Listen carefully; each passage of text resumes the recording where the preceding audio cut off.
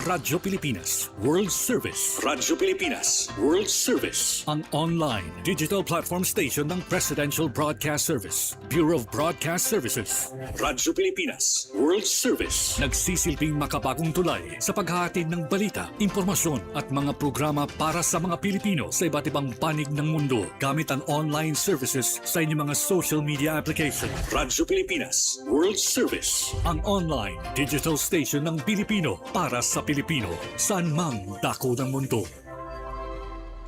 Magandang araw sa ating mga tagapakinig at taga-subaybay dito sa ating himpilang Radyo Pilipinas World Service. Narito na naman tayo sa isa na namang edisyon ng programang Global na Tayo kung saan dinadala natin sa pandaigdigang plataforma ang mga iba't ibang issue mula dito sa ating bansa, sa ating inang bayang Pilipinas. Ako pong muli ang inyong lingkod, Steph Vicente, makakasama niyo po sa isang oras ng mga diskusyon patungkol sa mga pinakahuling kaganapan dito sa ating bansa. Kasama natin sa studio, sa Master Control, nandyan si Ma'am Susan Naison.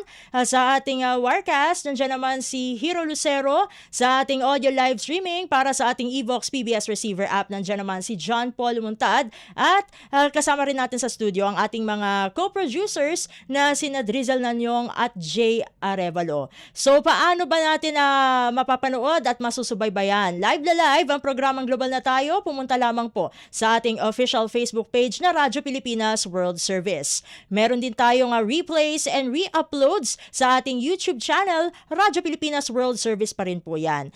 Syempre, tulad ng ating nabanggit kanina, meron tayong audio live streaming sa pamagitan ng ating Evox PBS Receiver app. So paano ba ito ma-access? Una, paki-download at paki-install po ang naturang mobile application sa pamagitan ng ating Google Play Store para sa mga gumagamit ng Android phone at sa Apple App Store naman para sa mga gumagamit ng iPhone. Syempre, hindi naman pwedeng nakatenga yan. Gamitin nyo na po yan, lalo na kung kayo po ay on the go, pero nakakasagap naman po kayo ng internet sa pamagitan ng Wi-Fi at ng data. Syempre, hindi natin pwedeng kalimutan ng ating shortwave radio na posible po sa pagtutulungan po ng ating mother agency na Presidential Broadcast Service at ng United States Agency for Global Media o USAGM na kilala rin po bilang Voice of America.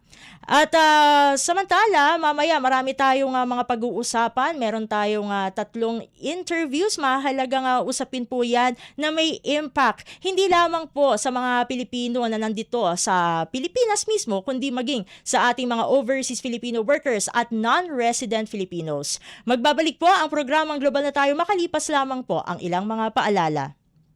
Mabilis ang trivia, dagdag talino. Heto na ang Dagling Kaalaman. Alam nyo ba, sa mga PhilHealth covered cases, mayroon ng zero balance billing o no balance billing. Paano ito gumagana? Simple lang. Magpa-admit sa ward ng DOH accredited hospital. Ipakita ang PhilHealth ID o MDR, pati na rin ang government issued ID at admission documents. Dumiretso sa PhilHealth Help Desk para sa verification at processing. At paglabas mo ng ospital, covered na ng PhilHealth ang room and board, doctor's fees, lab tests, operating room, at gamot mula sa pharmacy. Layunin nito ay mas pantay, abot kaya, at tuloy-tuloy na serbisyong pangkalusugan para sa lahat ng Pilipino. Kaunting kaalaman na malaking dagdag talino. Abangan muli ang susunod na Dagling Kaalaman. Paano nga ba mag-register para magkaroon ng schedule sa Bagong Pilipinas Presidential Action Center? Narito ang mga dapat gawin. Gamit ang iyong mobile device, pumunta sa eGov.ph app.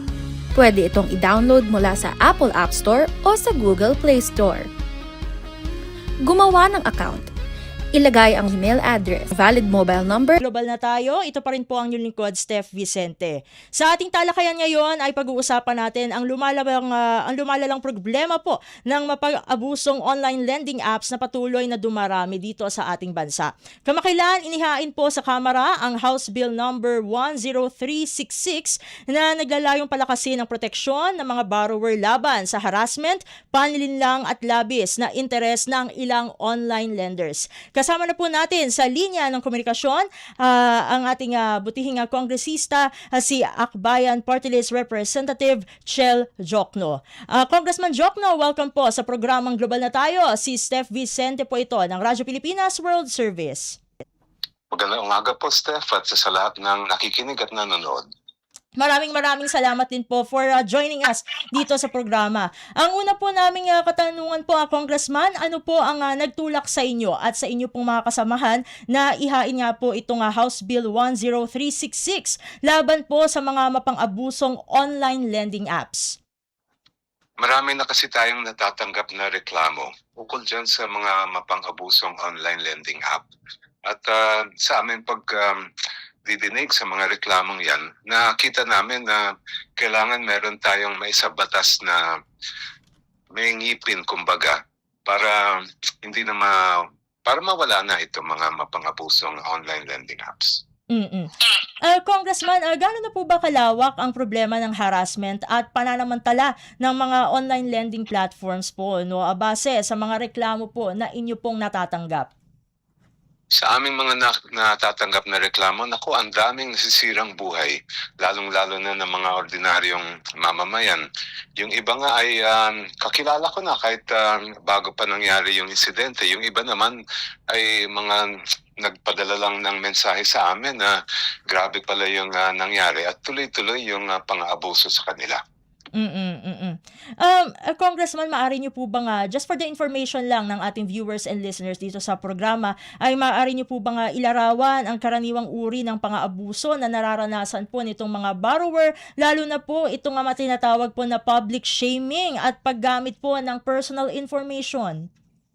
Ito po ang mga red flags sa mga online lending app. Unang-una, kung halimbawa kailangan yung i-click na bibigay nyo yung mga contact nyo sa online lending app, naku, red flag yun kasi ang nangyayari sa mga natatanggap namin ng mga reklamo ay nagkakaroon nga ng shaming at saka kung ano-ano mga pinapadala mga text message sa mga contacts nila na minsan pa nga sinasabi na sila ang guarantor at sila dapat ang magbabayad ng utang. Kaya ang una kong payo sa lahat ng nanonood at makikinig, naku, basta't kung nire-require ng app na ibibigay niyo yung contacts niyo, red flag po yan. At ako mismo hindi ko kikilikin yung app na yon dahil baka mangyari dyan ay yung nangyari sa napakarami mga naging biktima ng pang-aabuso na halos buong savings nila ay naubos na po. Sa ilalim po ng panukalang batas na inyo po nga isinusulong, paano po ba masisiguro yung karapatan ng mga borrower sa malinaw na loan terms at protection po sa kanilang data privacy? Well, unang-una, kailangan transparent yung online lending app at dapat may mga limitasyon kung gaano kataas ang maaari nilang ipataw na interest. Dahil doon talaga nagkaka-problema ang mga ordinaryong mamamayan na humihiram dyan sa mga online lending app na yan. Pangalawa, kailangan bigyan pa natin ng ngipin yung mga parusa kung sila ay lumalabag sa mga regulasyon at patakaran ng ating pamahalaan. So, overcharging halimbawa ng interest o ng ibang mga fees, yung deceptive na pag-a-advertise nila, itong mga bagay ang kailangan lagyan ng ngipin sa batas. Isa po sa mga mahalagang probisyon ay ang pag-cap ng kabuuang babayaran sa 200% ng principal. Paano po ba ito, paano po nito maiiwasan ang tinatawag po na debt trap? May lalagyan natin ng limitasyon yan, kaya nga hanggang ceiling na yan o cap na 200% para hindi na pwedeng umabot. Kasi kung minsan sa mga natatanggap namin reklamo, umabot na minsan 500% o kahit 1,000% ang binabayaran ng humihit ng hihiram. Kaya dapat lagyan talaga ito ng ceiling para hindi na pwedeng lumampas doon.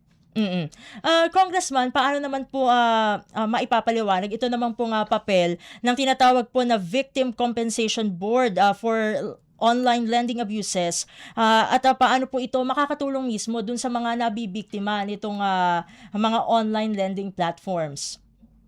Ito pong Victim Compensation Board ay kinakailangan yan dahil nakita namin na pagka nawalan halimbawa ang isang humiram ng malalaking pera, ubos ang kanyang savings, wala na siyang mapupuntahan. Kung let's say hindi matrace kung yung online lending app at hindi makuha, let's say hindi nakareklamo agad sa cybercrime, hindi nga nakuha kung sino yung nasa likod nun, ay wala nang mapupuntahan ang mga victim. Kaya nag-isip kami ng Victim Compensation Board para kahit paano ay meron pa rin na mapapanghawakan ang mga naging biktima ng mga scam sa online lending. Sa usapin naman po ng enforcement, paano po kaya palalakasin ng panukalang batas ang kapangyarihan po ng ating SEC laban po sa mga illegal at unregistered na lending apps? Binibigyan din itong panukala ng mas maraming instrumento ang ating Securities and Exchange Commission para habulin nga itong mga tinatawag natin mga fly-by-night na yung mga talagang scam na online lending. And sa pamamagitan nitong panukala, ang approach po namin ay comprehensive. So para sa mga biktima, para sa mga ahensya ng ating pamahalaan, at para taasin pa at lagyan ng ngipin ang mga parusa. Siguro, one of a few last questions na lamang po sa inyo, Congressman Diokno. Ano po ang inyong mensahe sa mga Pilipinong kasalukuyang may utang at natatakot na magsumbong dahil nga dito sa mga tinatawag na harassment o dahil pinoprotektahan din po nila yung kanilang yung kahihiyan? Bukas po ang aming pinto at ako'y kilala naman sa social media. Huwag kayong mag-alala po pagdating sa data privacy. Gagalang po namin ng inyong mga karapatan sa ilalim ng data privacy law at iba't ibang mga batas. Ang kailangan lang namin makuha ay yung mismong datos sa ating mamamayan kung paano nga at ano yung nagiging epekto sa kanilang buhay. Para pag iimbestigahan natin at gagawa natin to ng batas, ay alam na natin yung mga dapat tugunan. At bilang huling katanungan na lamang po siguro namin sa inyo ay gaano po kahalaga ang agarang pagpasa ng panukalang ito at ano po ang susunod na hakbang para maisakatuparan na ito bilang isang batas? Tayo po ay nananawagan sa lahat ng nanonood at nakikinig na suportahan po itong panukala sa online lending, na palakasin pa natin ang mga ahensya natin para hindi na mangyari itong mga pang-aabuso. At ako ay nagpapasalamat din sa lahat ng mga sumusuporta po sa mga panukala ng Bayan Party List. And with that po, Congressman Diokno, maraming salamat po sa pagbibigay niyo po ng oras upang makasama po namin kayo dito sa programa. Sa ulitin po, God bless po at mabuhay po kayo. God bless. Good morning. Good morning po. Maraming salamat po. At ating nakasama dito sa programang Global na Tayo si Akbayan Party List Representative Chel Diokno. Samantala, dadakuin muna natin ang mga balita mula sa labas ng ating himpilan. Pagtulong ng pribadong sektor sa mga pampublikong paaralan, mas pinadali na ng Department of Education. Ang ulat na ito ay hahatid sa atin ng ating kasamang si Quincy Kahilig. Mas madali na ngayong makatutulong ang pribadong sektor sa pagpapaunlad ng mga pampublikong paaralan. Ito ang layunin ng bagong Adopt a School Program o ASP platform na ilunsad ng Department of Education o DepEd sa Visayas leg ng National ASP Roadshow. Ayon kay Education Secretary Sonny Angara, bahagi ito ng patuloy na pagsisikap ng pamahalaan na matugunan ang mga kritikal na pangangailangan ng mga paaralan sa pamamagitan ng mas malawak na pakikipagtulungan sa mga pribadong kumpanya, organisasyon at iba pang donor. Sa pamamagitan nga ng bagong digital platform na inilunsad nitong Huwebes, mas magiging mabilis at mas malinaw ang proseso ng pagtutugma ng mga donor sa mga paaralan na nangangailangan ng tulong. Mapapadali na rin ang pagsubaybay sa mga donasyon at pag-avail ng mga tax incentive. Umaasa ang DepEd na sa pamamagitan mas madaling sistema, mas marami pang pribadong individual at organisasyon ang makikibahagi sa pagpapaunlad at pagpapabuti ng mga pasilidad at kalidad ng edukasyon para sa mga mag-aaral sa buong bansa. Alinsunod sa layunin ni Pangulong Ferdinand Marcos Jr. Para sa Bagong Pilipinas, Quincy Kahilig, Radyo Pilipinas, Radyo Publiko. At inyong napakinggan ang ulat mula sa ating kasamang si Quincy Kahilig. Magbabalik po ang programang Global na Tayo makalipas lamang po ang ilang mga paalala. Magandang araw, si Dingdong Dantes po ito.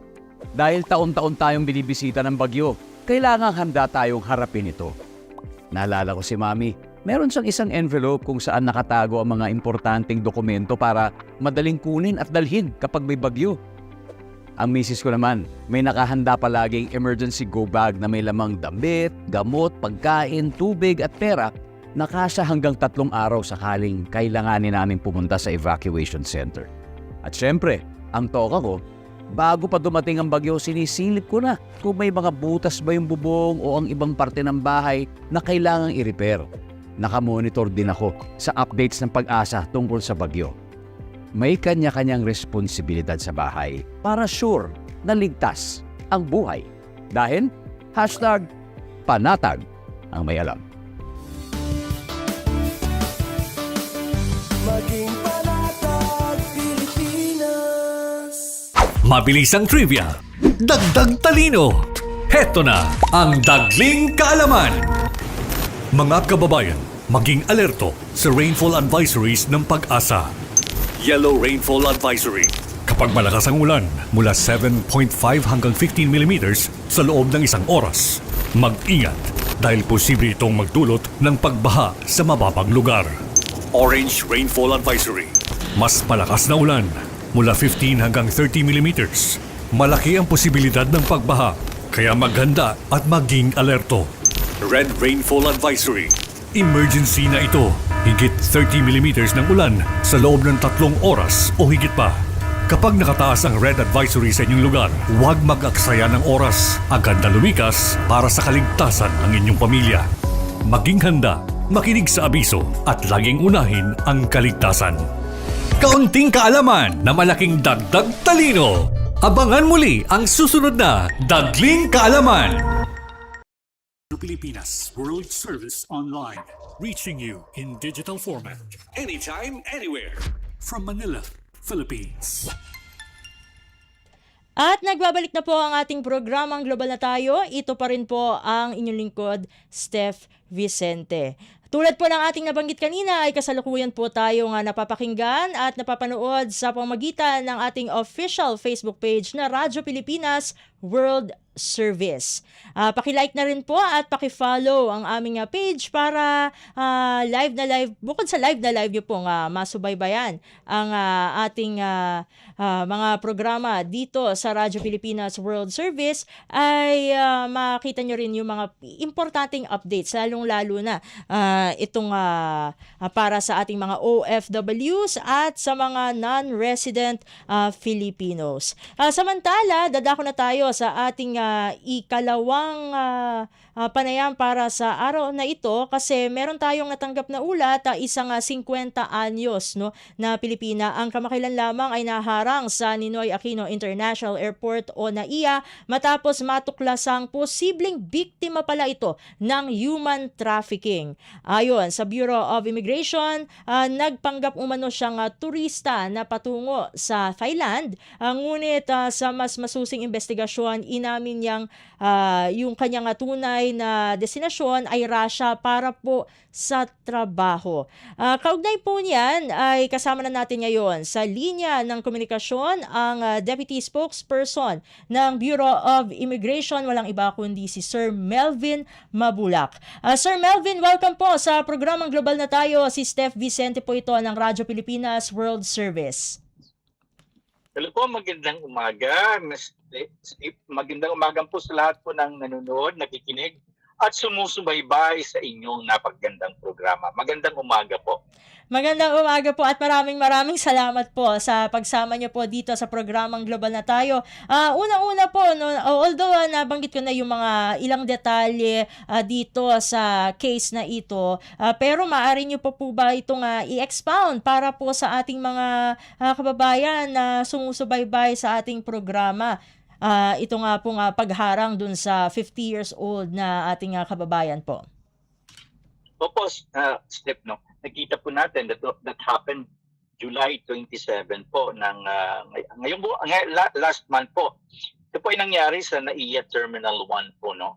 At isang babae na nagpanggap siya ay pupunta daw sa sa Thailand bilang magbakasyon, pero sa masusing pagbeberipika ng ating mga immigration, nakitaan natin na mayroon siyang active, valid na visa papuntang Russia. Kaya nagkaroon ng masusing pagbeberipika, no?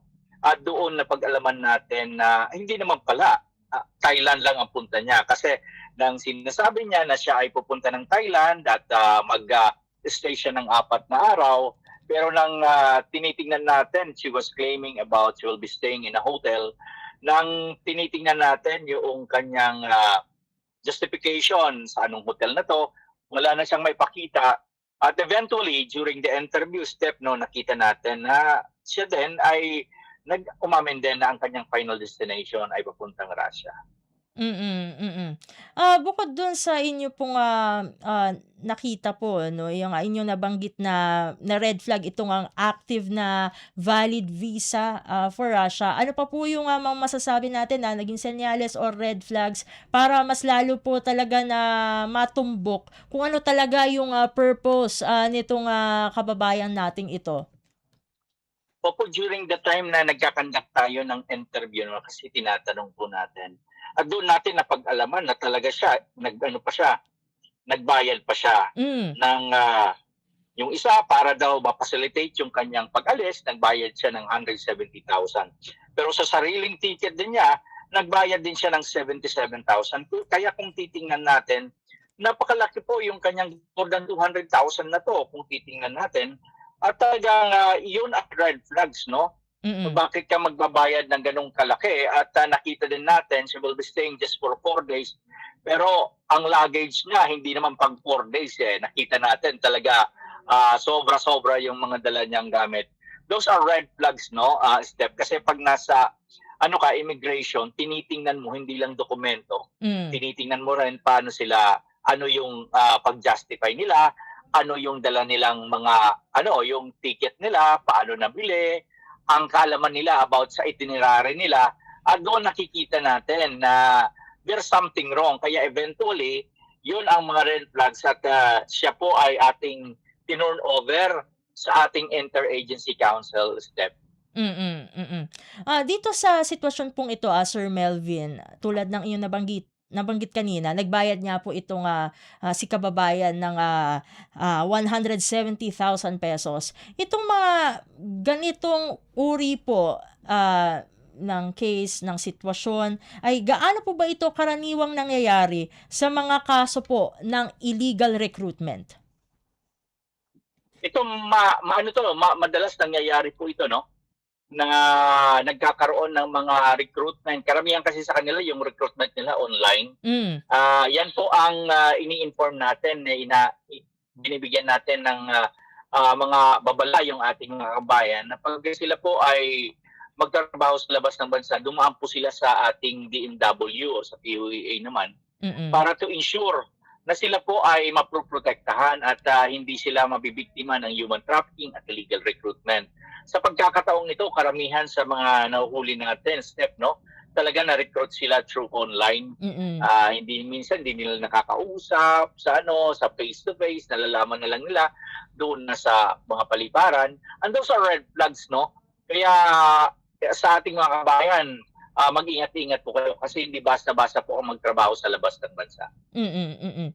Kanina, nabanggit din natin, no, yung itong si kababayan ay ang front niya is turista po siya papunta sa Thailand. Sir Melvin, gaano na po ba kalawak yung problema ng paggamit po ng tourist cover para sa illegal deployment po ng ating mga overseas Filipino workers o OFWs? Nakita po natin na step, no, talagang ito yung ginagamit nilang modus operandi, no. Kasi alam naman po natin, maraming naman talagang nagtuturista, nagbabakasyon. Pero challenging lang kasi usually ang pinupuntahan nila, ginagawa nilang parang connecting na lugar para sa final destination nila. Hindi naman sila nagdi-declare step na ito talaga yung kanilang final destination. May mga connecting sila. Very challenging at yan usually ang ginagamit na pamamaraan ng mga ng mga karamihan na nareripat, na nabibiktima ng illegal recruitment at human trafficking. Kanina ay nabanggit niyo yung pagto-turnover din sa interagency at council po nitong Pilipinang ito.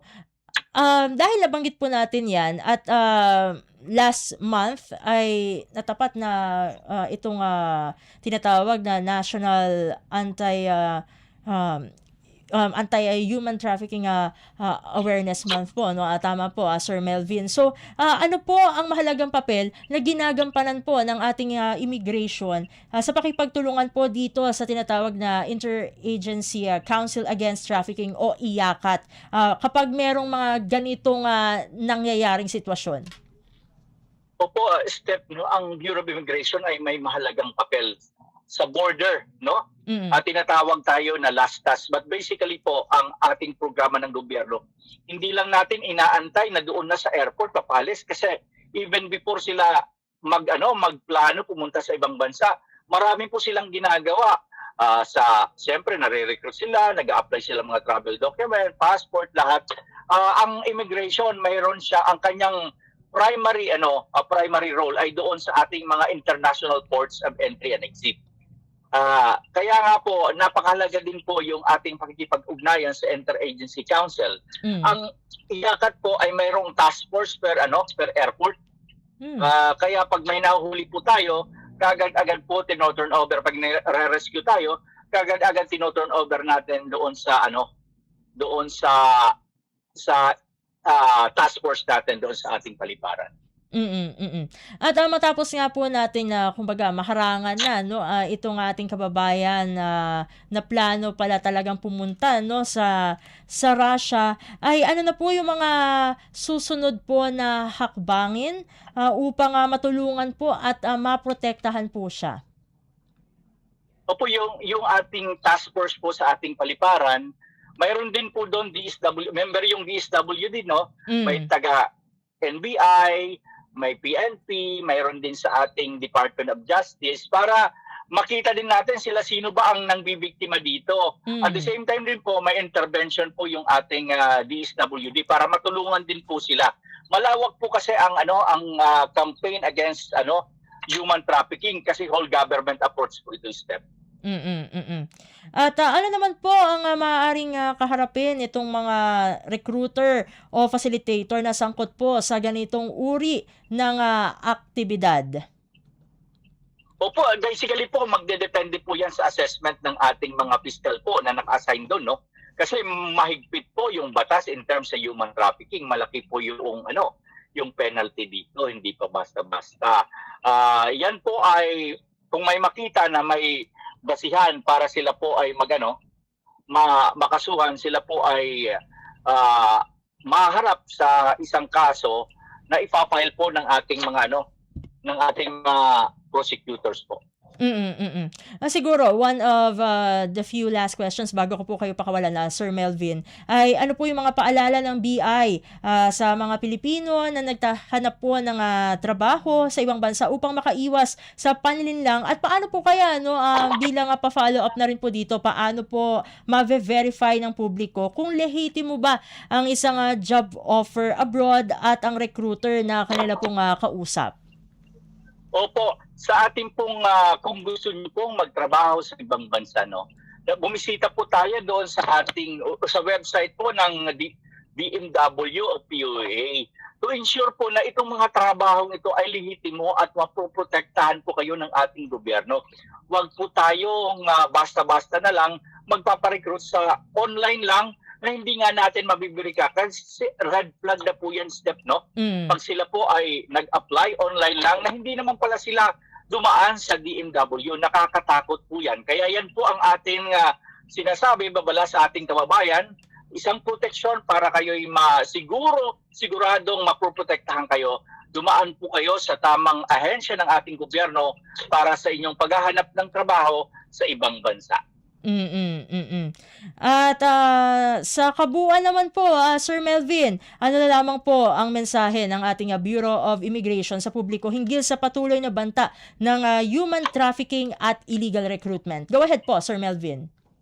Opo, Ma'am Steph, salamat sa pagkakataon. No? In behalf po ng ating Commissioner Joel Anthony Embiado, sinisiguro po natin sa ating mga bayan, ng ating mga officers po, sa ating mga paliparan ay strictly directed sila to ensure ma-implement natin yung departure formalities na ma-screen natin, ma-rescue natin, matulungan natin kung sino man ang pwedeng maging possible victim ng trafficking.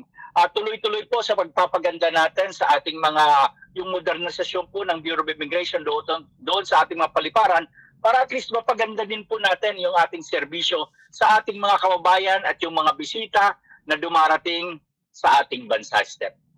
And with that, maraming salamat po, Sir Melvin, for joining us dito sa programang Global na Tayo. Sa ulitin po, God bless po at mabuhay po kayo. Maraming salamat po. Mabuhay po kayo. Maraming salamat po. At atin nakasama dito sa programang Global na Tayo ang Deputy Spokesperson ng Bureau of Immigration, walang iba kundi si Sir Melvin Mabulak. Dadako muli tayo sa mga ulat sa labas ng ating himpilan. Mahigit 1,800 na pamilya na nanatili pa sa evacuation centers dahil sa epekto ng Bagyong Luis at LPA. Ang ulat na yan manggagaling sa ating kasamang si Mary Ann Bastasa. Aabot pa sa 1,800 pamilya o mahigit 5,000 individual ang nananatili sa mga evacuation center dahil sa epekto ng Bagyong Luis at ng LPA. Bukod dito, nasa 200 pamilya naman ang pansamantalang nakikitira pa sa kanilang mga kaanak. Patuloy ang relief operations ng DSWD sa mga lugar na naapektuhan ng pagbaha at iba pang epekto ng sama ng panahon. Sa Davao City, nasa 4,000 pamilya ang target na mabigyan ng family food packs. Sinimulan nitong Martes ang pamahagi ng 2,000 food packs habang isa pang 2,000 food packs ang nakatakdang ipamahagi ngayong Miyerkules. Patuloy naman ang pagkipag-ugnayan ng DSWD sa mga LGU para matukoy at maabutan ng tulong ang iba pang pamilyang nangangailangan. Mula sa DSWD para sa Bagong Pilipinas, Mary Ann Bastasa, Radyo Pilipinas, Radyo Publiko. At yan ang ulat na galing sa ating kasamang si Mary Ann Bastasa. Magbabalik po ang programang Global na Tayo, makalipas lamang po ang ilang mga paalala. Sa loob ng maraming taon, libu-libong pamilyang Pilipino ang walang maayos na tirahan. Hirap makakuha ng pabahay. Kung meron man, hindi angkop sa disenteng pamumuhay.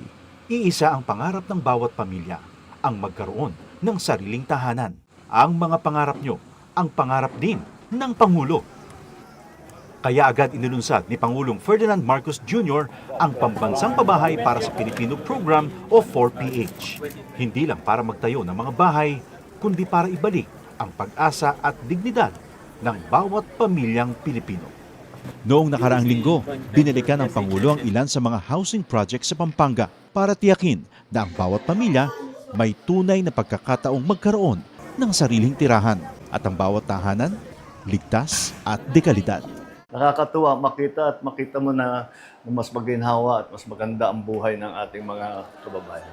Dagdag pa ni Secretary Jose Ramon Aliling ng Department of Human Settlements and Urban Development.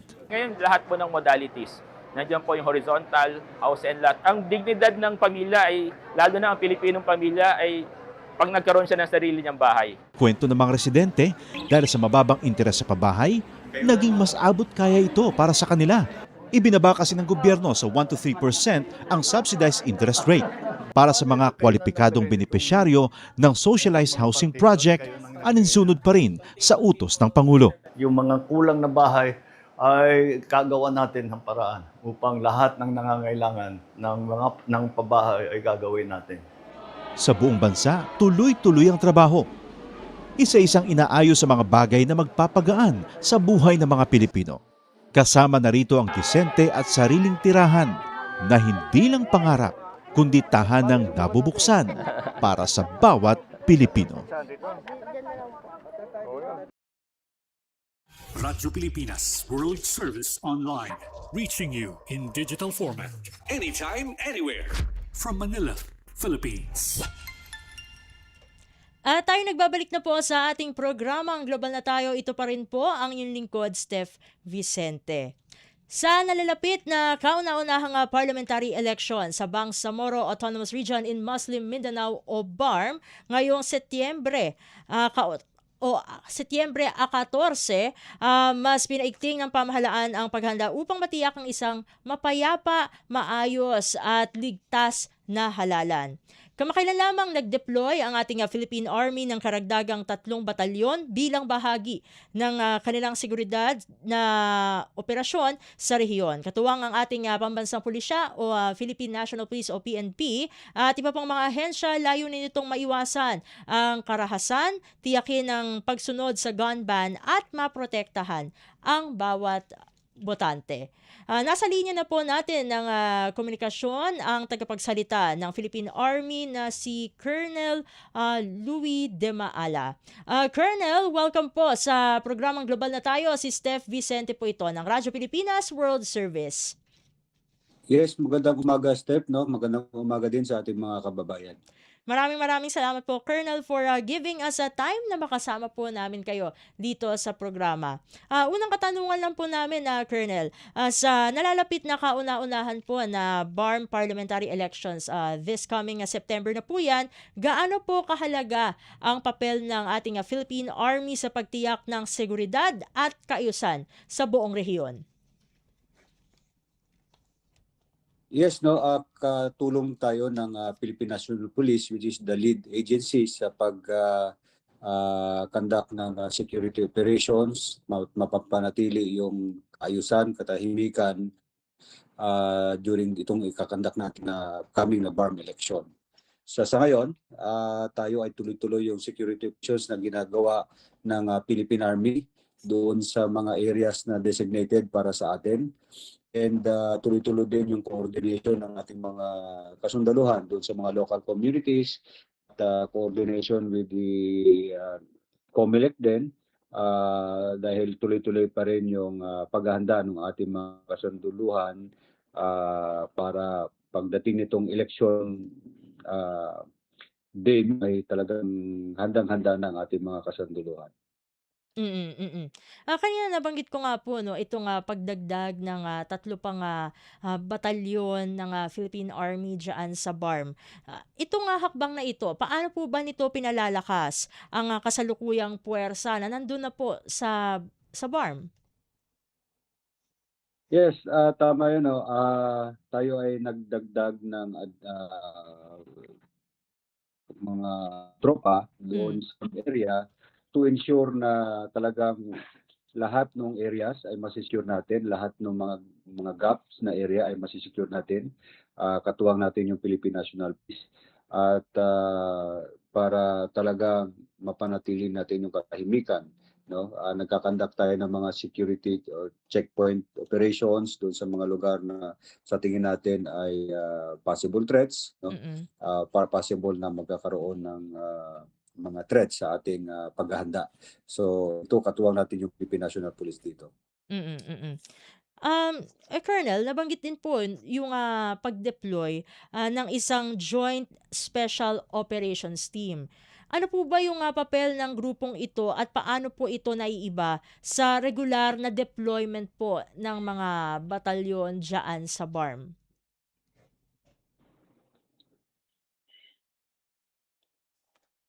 Colonel? Yes, hello. Yes, good morning. Again, no, itong mga tropa na ito, no, wala naman to specific na, kumbaga, ang objective lang naman nila is to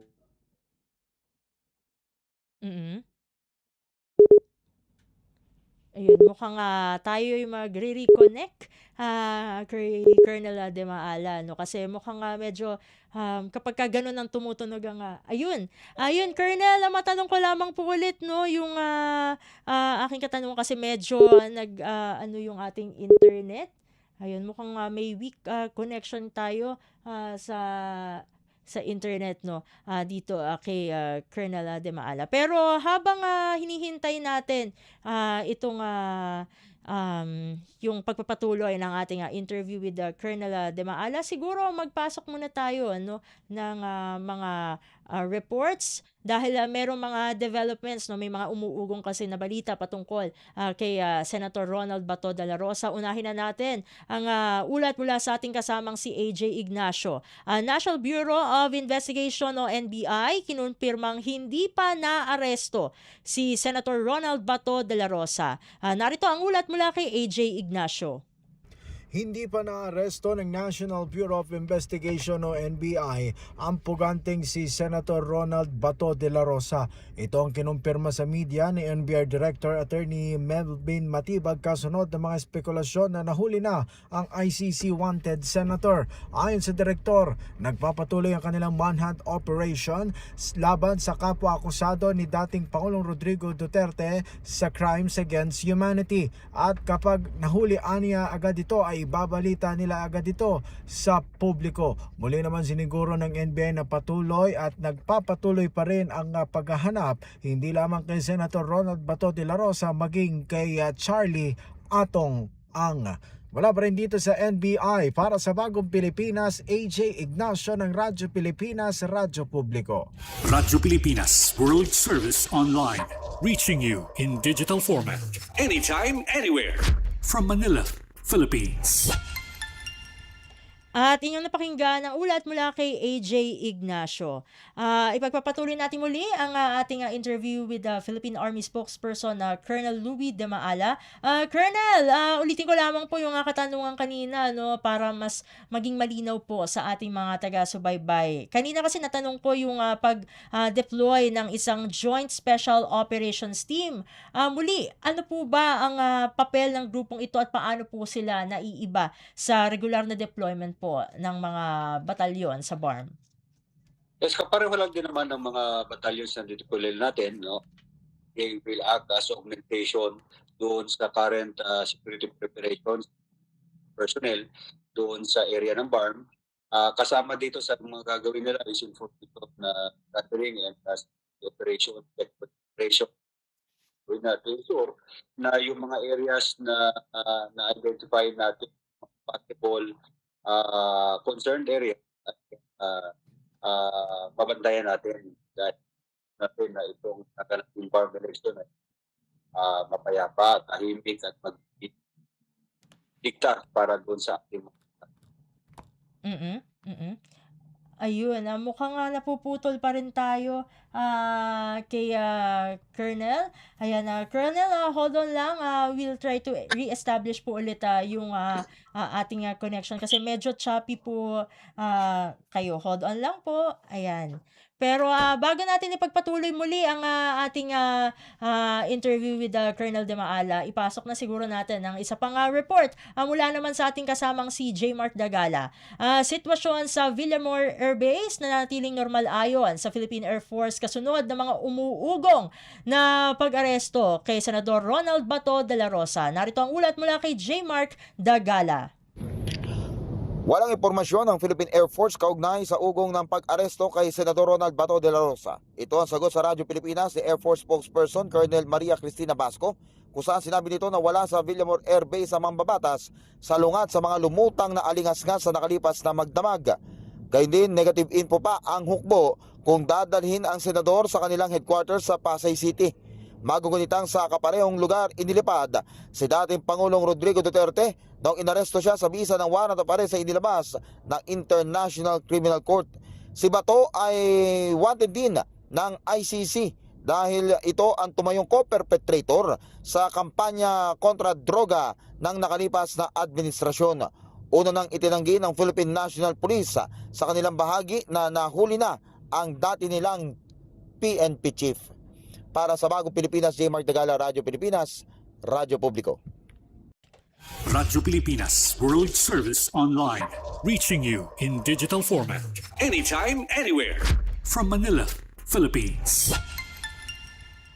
At inyo napakinggan ang ulat mula sa ating kasamang si J. Mark Dagala. At ipagpapatuloy natin muli ang ating panayam kasama si Philippine Army spokesperson Colonel Louis De Maala. Siguro moving forward na po tayo to another question. Colonel, sa ngayon, paano niyo po ba mailalarawan ang kasalukuyang sitwasyon ng seguridad sa BARM, lalo na dun sa mga lugar na meron pong kasaysayan ng tensyon o alitan? Yes, sa ngayon pa naman po, with coordination with the Philippine National Police, ay generally peaceful pa yung area natin. That's why tuloy-tuloy yung coordination natin with the local communities, dahil kaisa natin talaga sila para mapanatili yung katahimikan doon sa lugar. And siyempre, tuloy-tuloy pa rin ang pag-usap natin sa Philippine National Police and yung mga possible mga candidates, dahil responsibilidad natin lahat na ma-maintain yung kaayusan at katahimikan habang paparating itong election period. And speaking of pagpapanatili ng kaayusan, ano po ba yung mga konkretong hakbang na ginagawa po ng Philippine Army upang tiyakin ang mahigpit na pagpapatupad po ng gun ban sa rehiyon? Yes, ang mga personnel natin na nakadeploy, kasalukuyan nagkakandak sila ng mga checkpoint operations.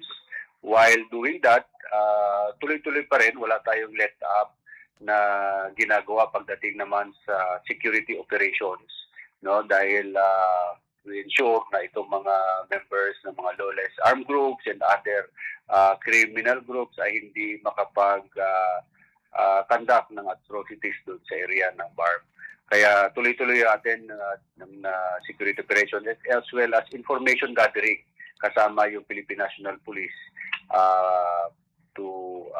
para masigurado natin na talagang tahimik at walang mangyaring karahasan sa darating na eleksyon. Colonel, meron na po bang mga tinukoy na areas of concern o hotspots sa BARM? At kung meron, paano po ito tinutugunan from the end of the Philippine Army? Yes, ang COMELEC dahil sila yung agency in charge sa pag-determine, pag-identify kung ano yung mga areas na identified as red, or concerned areas. So, with that, doon sa mga inilabas nilang listahan, doon tayo nagkakandak ng ating mga preparations, security operations as well as checkpoints operations to ensure na itong mga areas na to ay hindi panggalingan ng mga insidente o mga karahasan. Kaya tuloy-tuloy din yung ating coordination with the local communities doon sa mga areas identified by COMELEC na panatilihin nating maayos itong preparasyon natin sa darating na eleksyon. Paano naman po sinisiguro ng ating Philippine Army na ang presensya ng militar diyan sa BARM ay mananatiling neutral at hindi makakaapekto sa malayang pagpapasya po ng ating mga botante? Yes, definitely yung ating mga kasundaluhan na dineploy dyan sa area ng BARM ay talagang ensure that they are professional and disciplined enough na hindi makisali sa partisan politics. Tayo ay nananatiling non-partisan at ang priority natin ngayon dito ay to ensure na yung safe and orderly na election sa upcoming na BARM election. Bukod po sa security, of course, ay meron pa po bang mga ibang suporta na ibinibigay ang ating Philippine Army sa COMELEC o sa iba pang ahensya para maayos po na maisagawa ang kauna-unahang Bangsamoro parliamentary elections? Tuloy-tuloy yung ating coordination with the Commission of Election, as well as the Philippine National Police in preparing our troops. Nagkakandak tayo ng TIE sa ating mga personnel just in case na magkaroon ng mga areas na hindi mapuntahan ng COMELEC na doon yung ating mga sundalo to ensure na makakandak na maayos yung election. That's why we are preparing as well as educating yung ating mga personnel na para maging handa sila to assume yung responsibilities ng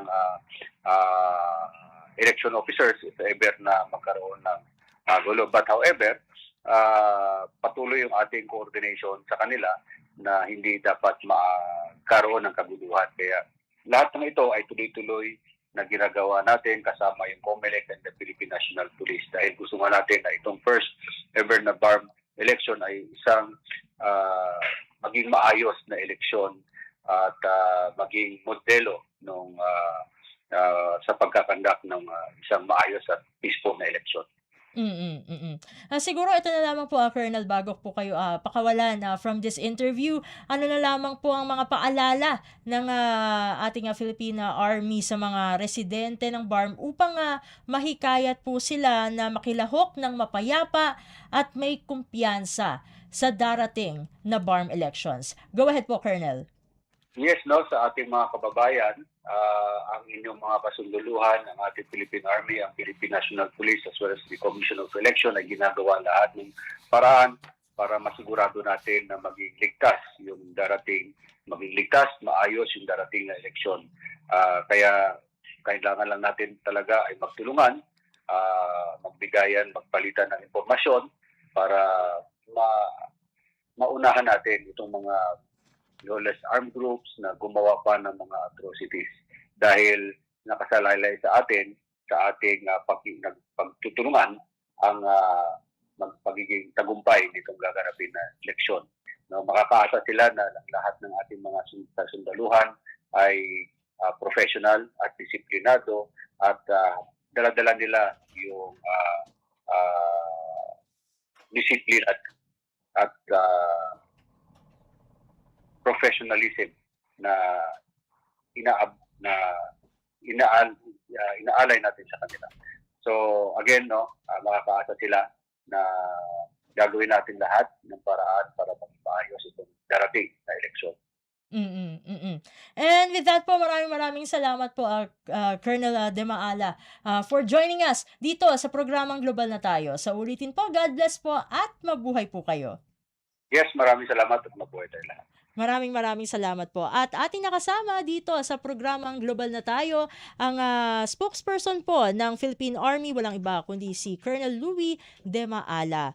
At nandito na tayo, no, sa huling bahagi ng ating palatuntunang Global na Tayo. Patuloy pa rin po nating binabantayan ang galaw nitong tinatawag po, no, na Bagyong Maymay. Nung nakaraan, Bagyong Luis ang ating tinutukan dito sa ating programa, pero ngayon may M na, Bagyong Maymay. At ang Bagyong Maymay sa kasalukuyan, no, as of 9:16 AM po ito, no, batay sa ating mga natanggap na ulat, ay pinapanatili nito, no, yung kanyang lakas habang gumagalaw sa ibabaw na po, no, ng ating karagatan west of La Union na po ito, no, kanlurang bahagi ng lalawigan ng La Union ngayong Miyerkules. As of the 8 AM bulletin mula sa Pag-asa ay itong mga sumusunod na lugar na aking babanggitin ang nasa ilalim pa ng signal number 2. Nandyan ang central and southern portions ng lalawigan ng Ilocos Sur, kasama dyan yung Gregorio del Pilar, Magsingal, San Esteban, Banayoyo, Cervantes, Burgos, Syudad ng Candon, Santa Lucia, Santiago, San Vicente, Santa Catalina, Lidlida, Nagbukel, Suyo, Galimuyod, Quirino, City of Vigan, San Emilio, Kawayan, Alilem, San Juan, Santa, Bantay, Santo Domingo, Sugpon, Tagudin, Santa Cruz, Santa Maria, Narvacan at Salcedo. Kasama rin, no, ang northern and central portions ng La Union, kabilang ang mga lugar na ito: Luna, Cabay o Caba, Santol, Bawang, City of San Fernando, San Juan, Bagulin, Aringay, Bangar, San Gabriel, Burgos, Nagilian, Bacnotan, Sudipen at Balawan. At syempre, no, dahil nasa gawing Region 1 pa rin itong naturang bagyo, nandyan din ang southwestern portion ng Pangasinan, kung saan kabilang ang Anda, Bolinao at Bani. At kasama rin sa signal number 2, sa ilalim ng signal number 2, itong southwestern portion naman ng Abra, kasama dyan ang mga lugar ng Manabo, Pidigan, Langiden, Luba, Bolinay, Saliapadan, Buklok, Tubo, Villaviciosa, Pilar, Peñarubia, San Isidro, San Quintin, Bangged at Bukay. Nasa ilalim din ng signal number 2 ang western portion ng Mountain Province kung saan kabilang dyan ang Besao at Tadian. Nandyan din ang northwestern portion ng Benguet, kasama na po dyan ang Mankayan, Kapangan, Kibungan, Sablan at Bakun. Samantala, meron din tayo mga lugar na nasa ilalim naman ng signal number 1, kabilang na po dyan ang Ilocos Norte, ang nalalabing bahagi ng mga lalawigan ng Ilocos Sur, La Union, Pangasinan, nandyan din ang lalawigan ng Apayao, ang nalalabing bahagi ng Abra, Kalinga, nalalabing bahagi ng Mountain Province, nalalabing bahagi ng Benguet, lalawigan ng Ifugao, Cagayan, Isabela, Quirino, Nueva Vizcaya, northern portion ng Zambales, kasama na po dyan ang Candelaria, Santa Cruz, Masinloc at Palawig. Northern portion ng Tarlac, ang Mayantok, San Clemente, Camiling, Santa Ignacia, Herona, Paniki, Moncada, San Manuel, Anao, Ramos at Pura. Nandyan din ang northern portion ng lalawigan ng Nueva Ecija, kasama ang Karanglan, Lupaw, Cuyapo, Talugtug, Nampikuan, Gimba, Science City of Muñoz, San Jose City at Pantabangan. Nandyan din ang northern and central portions ng Aurora, Dilasag, Kasiguran, Dinalungan, Dipakulaw. At syempre, dahil may bagyo, meron din ng mga nag-declare ng walang pasok. Narito yung ating mga listahan ng mga nagdeklara ng walang pasok, no? Ngayong para sa araw na ito, Agosto 5. All levels po ito sa Benguet. Sa lawigan ng Benguet ay sa Atok, face-to-face classes suspended po yan. Pati yung sa La Trinidad, face-to-face classes ay suspended. Sa Sablan ay maging yung kanilang face-to-face classes suspended din po at mag-shift sila sa alternative learning modalities. Sa lalawigan naman ng Cavite, nagdeklara ng walang pasok, no, sa Alfonso, magkakaroon din sila ng shift to alternative learning modalities. Sa Amadeo, wala ding pasok po yan. Sa Naik, magkakaroon din ng shift to alternative learning modalities po yan. Sa Tanza, wala ding pasok. Sa lalawigan ng La Union, wala rin pong pasok. Sa Tarlac, sa La Paz, magkakaroon din ng shift to alternative learning modalities. Sa lalawigan naman ng Nueva Ecija, no, sa bayan ng Likab, magkakaroon din ng shift to alternative learning modalities. Sa Pangasinan, lalong-lalo na dyan sa Dagupan City, wala ding face-to-face classes, pero meron po tayo dyan na alternative learning modalities. Sa Agno din, walang pasok. Sa Aguilar, walang face-to-face classes, pero may shift pa rin po yan sa alternative learning modalities. Kaya dun sa mga estudyante natin dyan, no, hindi tayo pwedeng tulog-tulog dahil mag-aaral pa rin tayo. Sa Alamino City, wala ring pasok. Sa Anda, wala rin. Sa Bani, walang face-to-face pero meron tayong alternative learning modalities. Sa Bayambang, walang pasok. Sa Binmaley, walang face-to-face pero may shift pa rin sa alternative learning modalities. Sa Bolinao, ganun din ang sitwasyon. Walang face-to-face pero mag-aaral pa rin tayo sa bahay. Sa Bugalyon, walang face-to-face classes. Sa Calasiao, Lawak, Lingayen, Mabini. Sa Malasiki, wala ding face-to-face classes po dyan. Sa Mangaldan, tulad nung ibang nabanggit kanina, walang face-to-face classes pero tuloy-tuloy pa rin ang pag-aaral dahil nandyan po ang alternative learning modalities. Sa mga Tarem, ganun din, walang face-to-face pero aral pa rin tayo. Sa Porzorubio, walang pasok. Sa San Carlos City, walang face-to-face classes pero may shift to alternative learning modalities. Sa San Manuel, wala ring pasok dyan. Sa Santa Barbara, walang face-to-face pero may aral pa din. Sa Santa Maria, Walang face-to-face classes po dyan. Sa Sual, kumbaga, walang face-to-face classes pero ganun din sa katulad ng mga sitwasyon sa ibang lugar. No? May shift to alternative learning modalities. Sa Umingan, walang face-to-face classes. Sa Urbis Tondo, walang face-to-face classes. Sa Zambales, walang pasok. Sa Botolan, Cabangan, Palawig. Ito naman, preschool to senior high lang yung walang pasok. Sa Baguio City, walang face-to-face pero tuloy-tuloy pa rin ang aral. Sa Benguet, walang face-to-face classes. Sa Kapangan, Kibungan, Tuba, walang face-to-face. Sa Tublay, walang face-to-face. Wala pong face-to-face pero aral pa din dahil meron alternative learning modalities. Sa Pangasinan, sa Basista, walang face-to-face pero may alternative learning modalities pa din. Ito naman, para sa preschool to elementary lang ang walang pasok. Sa Benguet, lalawigan ng Benguet ay nandyan ang Itogon, walang face-to-face classes. At sa Indang, Cavite, wala rin pong pasok dyan. At meron pa rin tayo, no?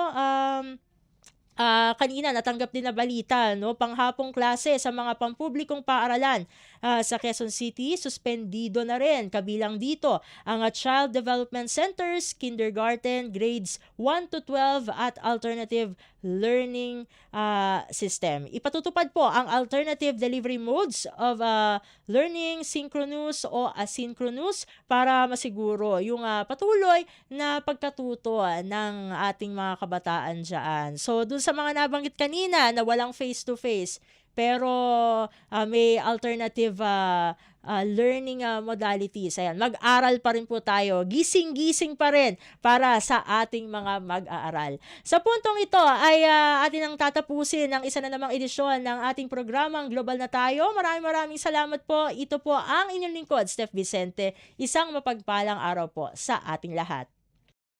Ito ang Radyo Pilipinas World Service. Radyo Pilipinas World Service. Ang online digital platform station ng Presidential Broadcast Service, Bureau of Broadcast Services. Radyo Pilipinas World Service. Nagsisilbing makabagong tulay sa paghahatid ng balita, impormasyon at mga programa para sa mga Pilipino sa iba't ibang panig ng mundo gamit ang online services sa inyong mga social media application. Radyo Pilipinas World Service. Ang online digital station ng Pilipino para sa Pilipino, saan mang dako ng mundo.